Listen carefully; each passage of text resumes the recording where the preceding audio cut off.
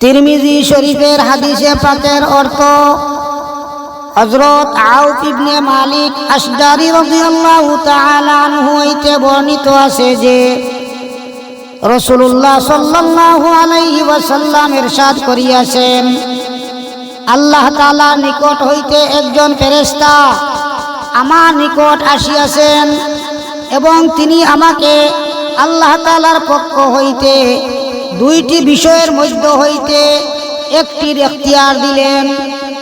হয়তো আল্লাহ তাআলা আমার অর্ধেক উম্মতকে জান্নাতে দাখিল করিবেন, অথবা আমাকে সবার জন্য সুপারিশ করার অধিকার দান করিবেন।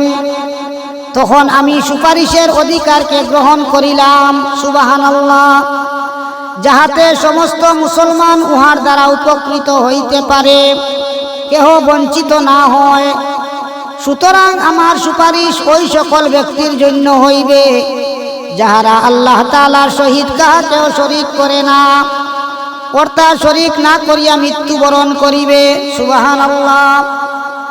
অন্য হাদিসে হযরত আনাস ইবনে মালিক রাদিয়াল্লাহু তাআলা আনহু বলেন, রাসূলুল্লাহ সাল্লাল্লাহু আলাইহি ওয়াসাল্লাম ইরশাদ করিয়াছেন, কবিরা গুনাহকারীদের ব্যাপারে আমার সুপারিশ শুধু আমার উম্মতের লোকদের জন্য নির্দিষ্ট হইবে, অন্য উম্মতের লোকদের জন্য হইবে না।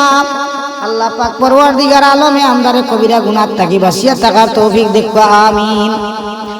অন্যত্র হযরত আবু সাঈদ খুদরি রাদিয়াল্লাহু তাআলা আনহু হইতে বর্ণিত আছে যে তিনি রাসূলুল্লাহ সাল্লাল্লাহু আলাইহি ওয়াসাল্লামের খেদমতে হাজির হইলেন এবং আরজ করিলেন, ইয়া রাসূলুল্লাহ সাল্লাল্লাহু আলাইহি ওয়াসাল্লাম, আমাকে বলিয়া দিন কিয়ামতের দিন যাহা 50,000 বছরের সমান হইবে কাহার পক্ষে দাঁড়াইয়া থাকা সম্ভব হইবে, সে সম্পর্কে আল্লাহ তাআলা ইরশাদ করিয়াছেন, ইয়াউমা ইয়াকুমুন নাসু লিরাব্বিল আলামিন, অর্থাৎ যেদিন সমস্ত লোক রব্বুল আলামিনের সম্মুখে দণ্ডায়মান হইবে। রাসূলুল্লাহ সাল্লাল্লাহু আলাইহি ওয়াসাল্লাম ইরশাদ করিলেন, মুমিনের জন্য এই দাঁড়াইয়া থাকা এত সহজ করিয়া দেওয়া হইবে যে সেই দিনটি তাহার জন্য ফরজ নামাজ আদায় করার সমান হইবে, সুবহানাল্লাহ।